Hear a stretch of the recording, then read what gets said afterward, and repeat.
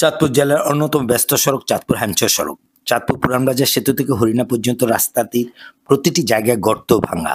পুরানবাজার সেতু থেকে দোকানঘর অংশ হলো পৌরসভার আওতাধীন, আর দোকানঘর থেকে হরিণা পর্যন্ত সড়ক ভবনের আওতাধীন। 5.2 কিলোমিটার রাস্তা দুই বিভাগের টানাটানিতে বর্তমান চরম বেহাল দশা। খানখন্দকে ভরা এই সড়কটি এখন এক প্রকার মরণ ফাঁদে পরিণত হয়েছে। পৌরসভা থেকে 4-5 মাস আগেও মেরামত করা হলেও কাজ পরিপূর্ণ শেষ না হওয়ায় এই অঞ্চলের যাত্রী ভোগান্তি শিকার হচ্ছে এবং সময় অপচয় হচ্ছে। রোগীদের সমস্যা হচ্ছে কিংবা এই রাস্তায় ভালো মানুষ অসুস্থ হয়ে যাচ্ছে। যাত্রীরা এই ভোগান্তি থেকে মুক্তি পেতে চায়, তাই তাদের দাবি দ্রুত রাস্তা মেরামত করা। এই রোডটা আজকে 5-7 বছর ধরে এই অবস্থা। এই রোডটাতে মানুষের অবস্থা সচেতন ভালো থাকে না। তারপরে বিভিন্ন প্রেগনেন্ট অবস্থা, কোনো মহিলা যদি এই রোড দিয়ে যায়, এই রোড দিয়ে গেলে মহিলার অবস্থা পুরো রাস্তায় যদি মহিলা প্রেগনেন্ট অবস্থা খারাপ হয়ে যায়। এরপরে বুড়া মানুষের হাটের অবস্থা, পেতাল অবস্থা খারাপ। এরপর একটা রুগী নিয়ে যেতে গেলে এই রাস্তা দিয়ে দম যায়, মরে যায় মানুষ। এত বেহাল অবস্থা, এটা কোনো এটার প্রতি কারণ নেয় না।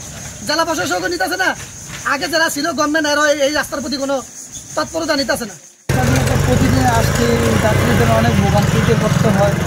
আমরা বাচ্চাদেরকে নিয়ে মাদ্রাসা স্কুলে যাই, অনেক কষ্ট হয়। তারপরে আপনার একজন পেশেন্ট নিয়ে যদি হাসপাতালে যাইতে হয়, ইমার্জেন্সি যাইতে পারে না কেউ, কারণ যে অবস্থা রাস্তার, মানুষ এই রাস্তা দিয়ে গেলে যে সুস্থ থাকে হ্যাঁ অসুস্থ হয়ে যায়, এরকম একটা পরিস্থিতি রাস্তা।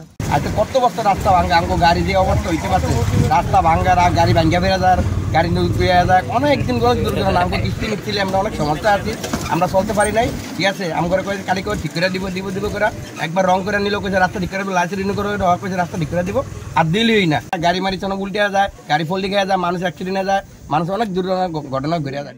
রাস্তা দিয়ে অনেক বছর চলাফেরা করতেছি, রাস্তা অনেক কাজ ধর্মদূর হইয়া অনেক সরকার আসা যায় করলো, কোনো সক্ষম খাইলো, রাস্তাটা করে না করার কারণে মানে আমরা অনেক কষ্ট পাচ্ছি। গাড়ি ভিতরে আমরা একসময় আমি চালিয়ে বস্তা নিয়ে রিক্সা নিয়ে ঘুরে গেছি, পরে 3-4 বছর আগে আমার হাতও ভেঙে গেছে। এই যে রোড মত ভাঙ্গা, এই যে ভাঙ্গার কারণে গাড়ি চালাইতে পারি না, ঠিক মতন একদিন চালাইলে আরেকদিন চালাইতে পারি না।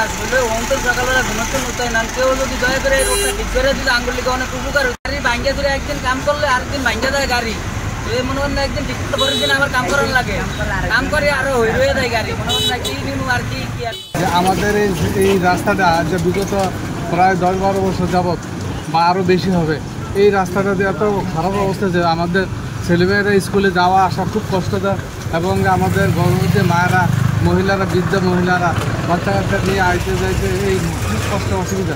আমরা বিগত সরকার কাছে বহুত প্রার্থনা করছি যে এই রাস্তার কাজের ব্যাপারে আমাদেরকে সহায়তা করার জন্য, কিন্তু অতীব দুঃখের বিষয়, আজ দুমুখ কাল দুমুখে আমাদের দীর্ঘদিন ধরে বসছে, কিন্তু আমরা পাই না।